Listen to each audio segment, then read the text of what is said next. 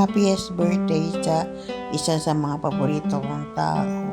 Isa sa pinakamamahal ko at isa sa mga taong mahalaga sa buhay ko.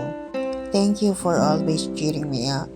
Thank you for comforting me every time na kinakain ako ng sobrang kalungkutan. Thank you for making me happy.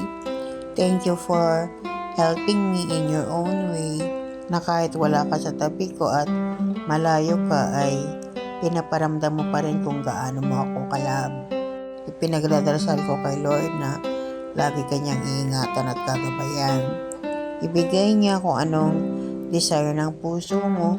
Matupad mo rin sana lahat ng pangarap mo para sa iyong sarili at sa iyong pamilya. Once again, happiest birthday. Mag-ingat kang palagi at tulad ng sinasabi ko sa iyo, kahit paulit-ulit, mahal kitang palagi. God bless you.